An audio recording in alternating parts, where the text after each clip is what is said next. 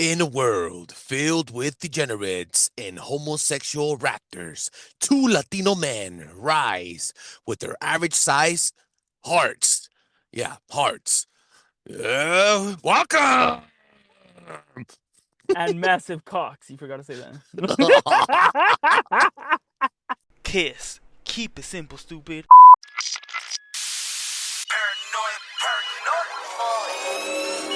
Tony boy.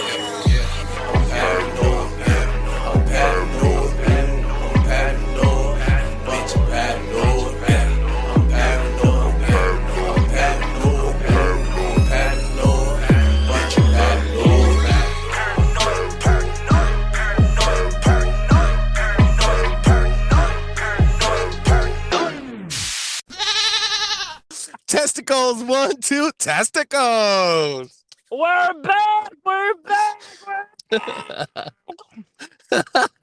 You know, the funny thing is that when you scream, your mic cuts out. So, but we're back. Guys, we're fucking back. Season 4 is in the works. We're premiering worldwide. That is right. We're worldwide prestige. And today, we're bringing you the first episode of Season 4 with dramatization and a lot of fucking energy. On top of that, we're bringing you another listener of the week. Azúcar, that's right. Some Celia Cruz type shit, all the way from the Caribbean to the Japanese islands and back to us. Hiroshima, Nagasaki. Yeah. All right, I think that might be offensive for some people in Japan. But anyway, Isn't that a name? Those are the two cities that the U.S. bombed. It dropped Fat Boy, I think it was Fat Kid or Fat Man and Little too Boy. Fat. Too short. All right, Big Tank. Let them know how you've been feeling, dude. What's up? Big dog. I've been good, big dog. Hey, it was a little different. You got me? I did have okay relaxation, but I did miss it, big dog. I did miss it 110%. Dude, I had paranoid radio podcast withdrawals, dog. Like withdrawals. Like I was like dreaming. You're scratching and fiending? I was fiending to record, bro. Real shit. It's like a very therapeutic session for me, dog. Believe it or not, I let out my energy, my past, my time passing here is my hobby, and also like I get to express how I really feel about it. It's like you. Your mama, I feel off. Hey, dog, you squabble up, big dog. All right, dog. You know what? Let's just keep fucking. Hey, is the freaking randomizing machine up to date? So the randomizing machine actually got repoed. Oh. We fell behind on our Afrin payments. What? We were in default. So but we got the next big thing. Oh, okay. You have an alternative. Okay, what is it? Why? Yeah. Hey, we didn't talk about this, dog. You better. Oh man, what is it? This is a little underhanded shit. Yes, I get it. You know what? I didn't even like that bitch. I'm gonna be honest. She gave me a lot of trouble. She was in French. Exactly. Exactly my point. I didn't understand anything about oui. I a suck and a blood. Exactly. All right, so we got a version, I think 6.0 now. 6.0 by now, yeah. Mm-hmm. So this was actually German. I like German. Duh. Come with me if you want to live. That sounds more like Dracula. All right, guys, let's jump on this shit. Big Tank, connect the randomizing machine 6.0 and give me the listener of the week. Randomizing machine, do your thing. Paranoid Radio. Listen to that baby purr. Big Tank, who do we have? Juan Tera 2020. It's your lucky day. That is right. Mad shout outs to Juan Tera 2020. Now, in the past couple of weeks, we've been having a lot of interaction with the listeners. However, we always give you guys the listener of the week and who we dedicate this episode to. So this episode goes out to you, ladies and gentlemen. You also voted for the opening season opener episode to be specifically a serial killer episode. That is right. But before we do all of that, it's a bird. It's a pain. Room. It's Paranoid Radio. Big Tank, what is happening?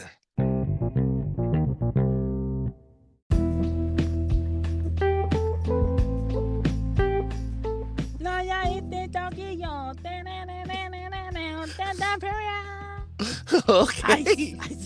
All right. What is happening, my people? You guys know the deal. This is what is happening, the best segment of the best show on the motherfucking planet. And if you don't believe me, step up and say to my face. But That is right. Woo! Oh, man. You could take that to the bank of knowledge. Best believe, best believe, best believe. All right, my people. So let's dive right into it. So, quick question. How would you guys feel if we were to be faced with a similar lighting as New York? And what I mean by that is, how do you guys feel about Subway, about a massive train system that'll take you all throughout SoCal? We have an okay train system.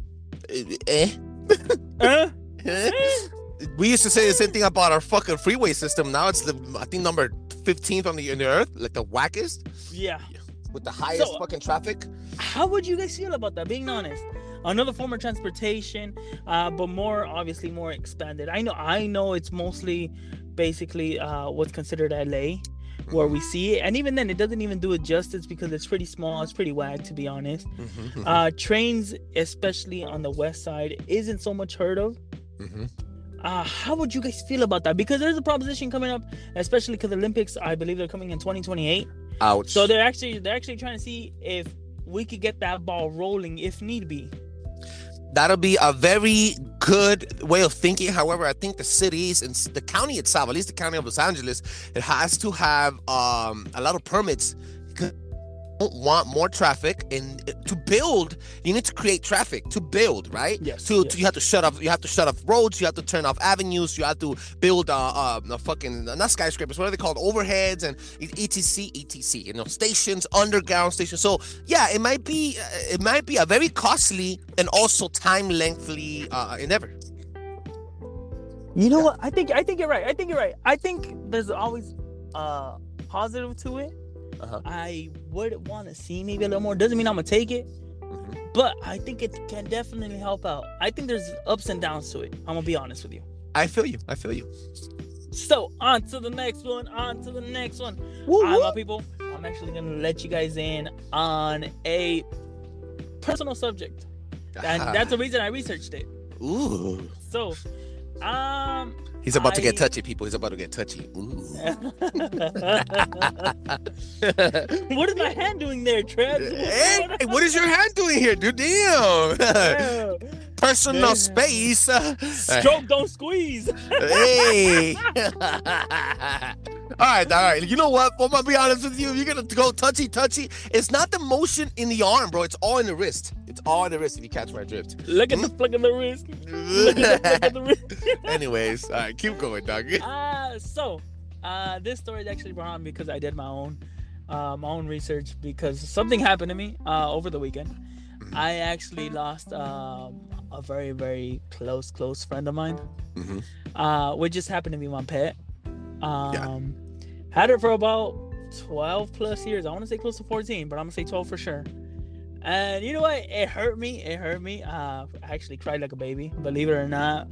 It was one of those things that just affected me. I don't know why. I mean, I'm a pretty calm and collective dude. I try not to show my real emotions, but this one just hurt me.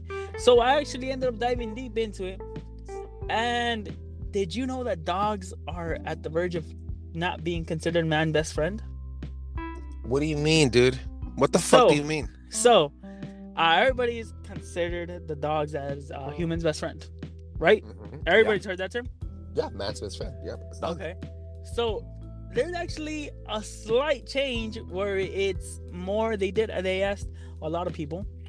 And as of this point, it is officially 43% cat and 57% dog. Get the fuck out of here. Yes. Can I give you a quick fact? If an older person has a dog, okay? An older person has a dog. Let's just give an example, hypothetical example.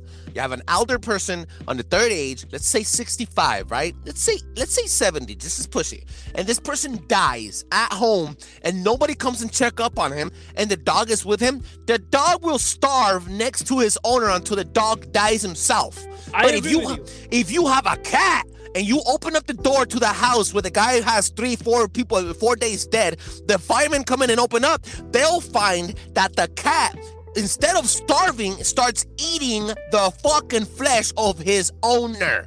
I If agree you with you. suck a taco, 110%. suck a taco. I agree with you. And the reason behind all this is because cats are more independent per se. I say because cats meow and dogs woof. All day, all day, all day, all day. Hey, I am best friends with pussy, but they are not my best friend. Whoa. I am my best friend 100% is a dog. Hey, dog. Hands You All right, jump, little kitty. Jump, little kitty. Okay, guys, let's knock it out. This was what is happening. I hope you guys enjoyed these two stories. Let me know what you guys are feeling. Did I hit home? Did I not? Tell me about the Olympics. Are you expecting that? Do you want the new subway system? Am I wrong? Is a pussy your best friend? Let me know.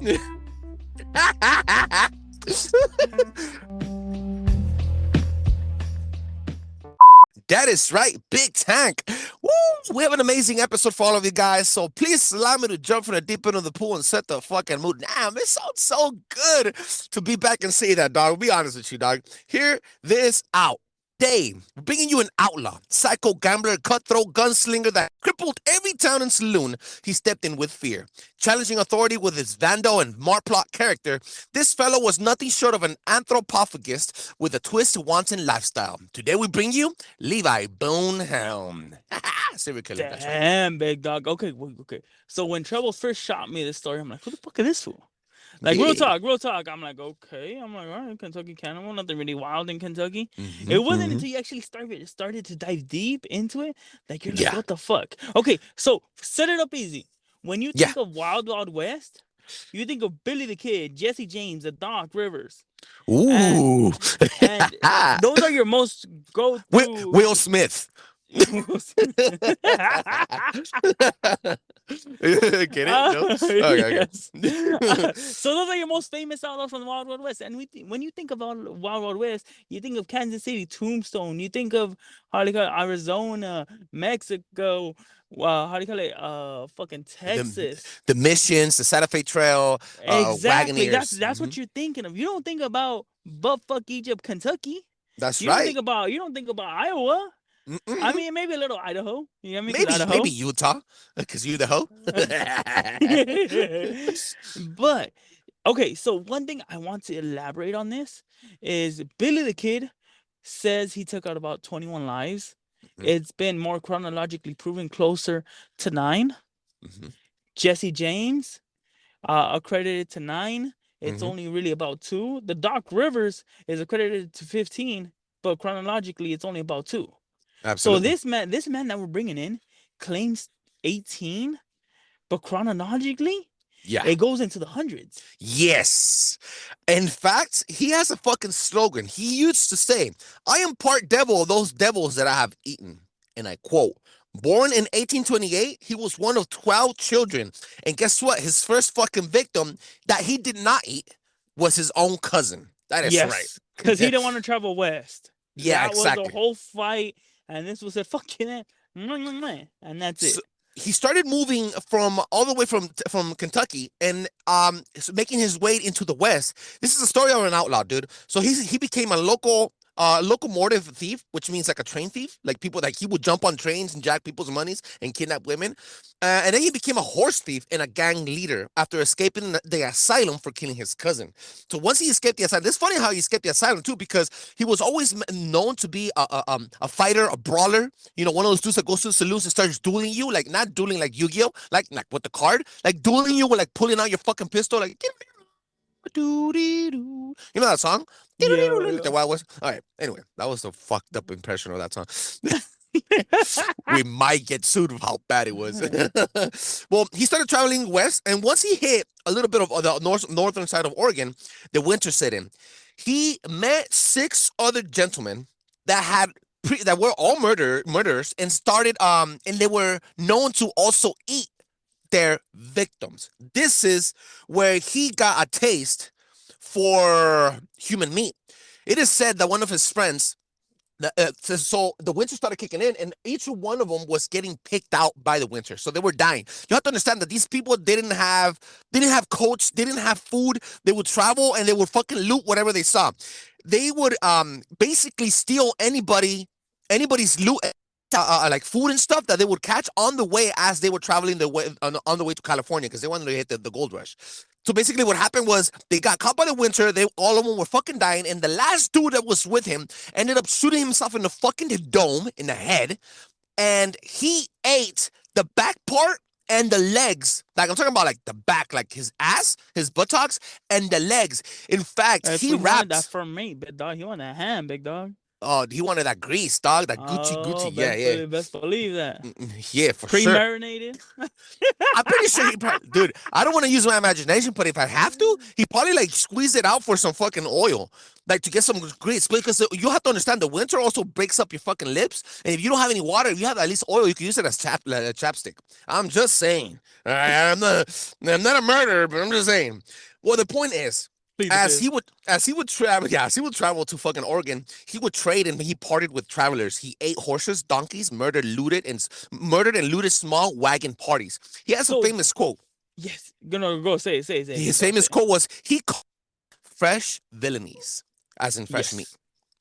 So this is really where his how would I say, this is the pinnacle of his thing, because once he set up over here, Oregon, Washington, and California, he was hitting all these mining countries. Yeah. And literally, well, not mining countries, all these mining sites. And this is where the numbers just started skyrocketing of people missing, not being found, remains, and everything. So this is why they accredit him to more kills. But this is my funny part. Why have so many bodies under your head and hardly not be known? He was a survivalist, fool. He even said that he would carry human meat in his backpack, and he used to call it human turkey meat.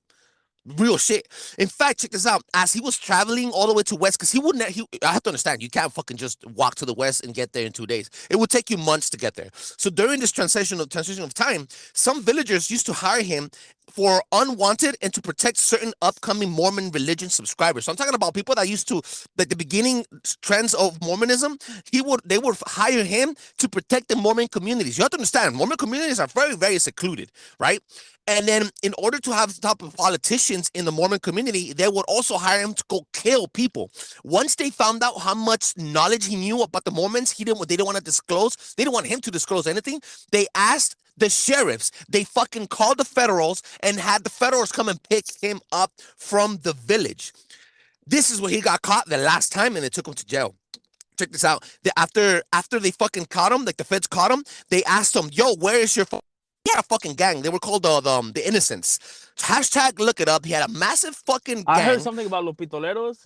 I don't know. Los pistoleros? Los pistoleros. I heard something like that, big dog. I heard it's an up and coming COD heavy duty. I mean, fuck yourself like that, big dog. Oh, Call of Duty. Oh, damn, dude. I bet. But in all reality, this dude had a gang that they didn't only fucking stole horses and looted things, but they also stopped trains with like money and coal and gold. So once the federales caught up to him, they asked him, check this out. So they caught him so weak because he was running away from the law for a very long time. He would survive off anything. He would eat anything. And then they asked him, yo, where are the rest of your partners? And I quote, you think I would starve to death? I ate them, of course. And I quote. Yeah. So this guy was saying, look, the reason he's one of the top 5 cannibals in the world, at least in the U.S., is not because of his gruesome acts. It's because he got away with doing it for so long to so many people, and there's very little proof of it. Why isn't he known? For example, like the examples I gave earlier, when we think of Wild West, Billy the Kid is number one prize is gonna pop up into your head. Yeah. As murderers or gunslinger, right? Exactly. Okay. Outlaw. I get it. You know what? People, maybe it was Buffalo, Egypt, Kentucky. Maybe that's why I didn't really bring a bell to him. How do we do a story off of him? Because this is where all the lore comes in of a writer. Yeah. There was hundreds of writers back in the day because guess what? There was no TV. There was nothing else. So they had to spread knowledge one way or another. Or see, get it? But real talk, I mean, I'm being serious. Why is it that not a lot of people have heard about him? What's holding him back? I don't know, dude. I think it's because of the age. the age of documentation. There were very small documented facts of him, word of mouth, and based off what Google could provide for us. Because even at that, when I YouTubed him, the YouTube videos were repeating the same thing over and over. So I had to dig in and go on to like other sources, digging into Google, like 4 different pages, 5 different pages, to find out other shit. For example, there was one where I found out that he secluded himself in Native American tribes so the Native Americans will protect him against the feds. So once he got in there, the Native Americans at this point, the Native Americans didn't have buffalo, they didn't have any chickens, they didn't have anything. They were survivalists also. So they taught him how to fucking freeze meat. To be honest, how to freeze human meat. I'm not saying the Native Americans were cannibals, but because of what the U.S. government was doing to the U.S., I mean to the natives, which you guys could go back and listen to the Native American tribe, how the U.S. for Turkey Day, how they would fucking kill all the natives.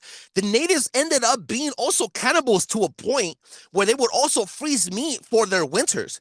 And this is how they found some of the fucking federal feds. They found meat with salt and covered and leathered, buried in designated areas of the forest for cool storage. And this is what the Native Americans had taught him on how to preserve meat. So basically, the underground works as a fucking fridge, and the salt works as a fucking pesticide so that worms don't eat the meat. And then you wrap it up with leather so it stays clean. And then it stays basically frozen under the ground for longer periods of time for a whole entire season. Then he'll come back a season later. I'm talking about 3-4 months later, fucking dig it up and eat human meat again. Trip the fuck out. The natives taught him. So I was teaching. I was reading how the natives will also protect them from the feds and then disguise them as a native to fucking travel all the way to west. Crazy shit, dog. Crazy shit. I don't know, but if I'm gonna be honest with you, I think it's his because he was just an ugly motherfucker that nobody paid attention to. I mean, no. I mean, hey, I mean, He did have a daughter. God's gift to Earth. He did have a daughter. He got married once to a 17-year-old girl, and then he had a daughter with her, and then he would beat her, and then he left her. Yes, but it just comes down to the point is I can't believe somebody that actually racked up all these killings is not known, because we had to do a lot of deep diving into it just to try to get info. And I'm gonna honestly say he had no appeal to the public. I know. I don't know what it is, but that's kind of what makes him so. Because a lot of people don't know about him, and that's what we bring up to this fucking show. We bring things that you guys don't know about, so you guys hashtag look it up and make your own fucking verdict. Now, Big Time, give them a little bit of what you think about this episode and let them out. I'm gonna be honest with you. This episode threw me for a complete loop, just because the simple fact of how little knowledge we were actually able to find on him. I'm really hoping. I mean, some producer out there hears this or actually dives deep into it, because I would want to see the story of this. There's books really out. There's a couple, maybe only like 1 or 2 books. Yeah, there's a couple books, but nothing in the vast majority of what you think about when you think about Wild Wild West. He doesn't even cross the subject. And it's mostly all just like storytelling. It's not even really like the gore. I wanted to see how he would fillet the ass and fucking cut around the buttock. Yeah, I mean, for all that I know, he hanged them up and he just carved them up like a pig. You get me? Or fucking deep fried them. There's a lot of deep Kentucky Fried Chicken. Fried. The word fried means deep fried. So if he comes from Kentucky, he's a Kentucky cannibal. I would assume he's deep frying asses out there. Hey, pork butt. I don't know. But real talk. I really loved it. Learning all this stuff about him. I definitely do think that maybe we'll start doing less known serial killers and see what pops up. I really liked it. Yeah, it's a good fucking topic. Levi Boone, Boone, Helm, HELELM, sorry. Hashtag look it up, guys. And I'm gonna bring in a third segment. I haven't spoke to Big Tang about this, but I want to bring you guys fruit for knowledge. Guys, this is a quick little wisdom quote before we end this fucking show. Remember that energy is the only currency, guys. The world is a reflection of you, and you guys could only control your actions. You cannot control what other people behave like. Okay? So instead of reacting emotionally, take a moment to breathe and be thankful for what you have, and then act upon being thankful. Believe it or not, what you put out with your mouth will reflect back to you. It's called karma. It's called energy. Hashtag look it up. Thank you so much for fucking joining us again. I am Trebles Garcia and Big Tank bringing you Paranoid Radio Podcast. Make sure you check us out at paranoidradio.com. It has a new face The website is fucking banging on all these other websites. We are the best podcast in the fucking planet. Don't you ever forget it. If you listen to us on Apple Podcasts, make sure you drop a 5-star review on Apple Podcasts. Big Tank, let them know where they can find you. My people, catch me at EKNAT626. Once again, EKNAT626. It's a pleasure. And like always, Lord Dark Cannon's here. If you guys want to slide in the DMs, talk to me. Let me know what you guys are feeling or not feeling. Or if you guys want to shit talk, I do got that PhD and that STD. Don't forget the STD means a shit talking degree. Woo! See you next time. Till next time.